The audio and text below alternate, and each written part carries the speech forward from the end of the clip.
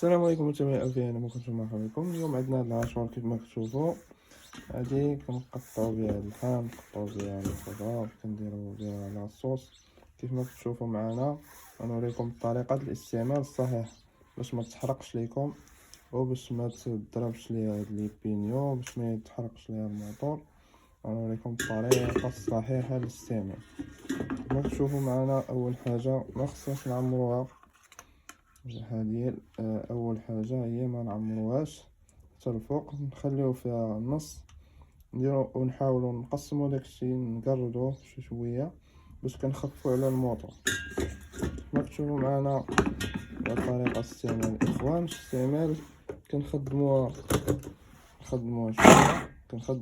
شويه ونوقفوا، ما كنبقاوش مخدمينها بزاف، ونحاولوا نديرو في الواحد هي الاولى. من بعد ما يخلص داكشي ندوزو للدوزيام. كيما كتشوفو معنا الطريقة.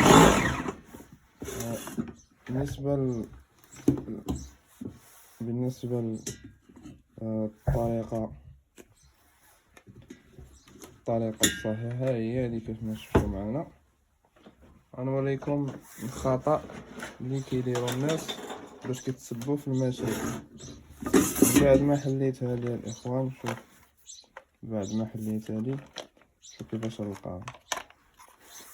شوفوا اخوتي، شوفوا كيفاش كتصب، شوف شنو وقع ليها. شوف هاد لي بينيو شنو كيوقع لهم، شوف هاد لي بينيو شنو وقع ليهم الاخوان. شوف هادو كيتفاراو مع كيبقى خدام بزاف، هاد البلاستيك كيدوب. شوف كيفاش شنو وقع ليه، البلاستيك داب. شوف وهاد لي بينيو كيتفاراو، شوف كيفاش ولاو. هادو مبقاوش صالحين هاد لي بينيو، يعني خصنا نضطرو حنا نبدلو هادي كاملة. وبعض الأحيان كتحرق الموتور. هذا هو الغلط اللي كيديرو الناس، يعني كيبقاو مخدمينها بزاف اولا كيكثروا عليها بحال هكا اللحام، اولا كيديروا شي حاجه جامده ثاني كتخرج عليها.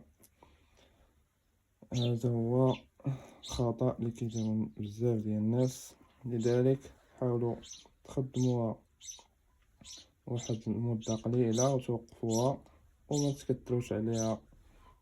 ما تكتروش عليها على حساب الطحين. داكشي اللي بغا طحنو ما تكتروش، يعني ما تعمروهاش حتى الفوق. حاولوا نديرو النص حتى يطحن لينا، ونعاودو نزيدو تاني داكشي اللي بغا نطحن. والسلام عليكم.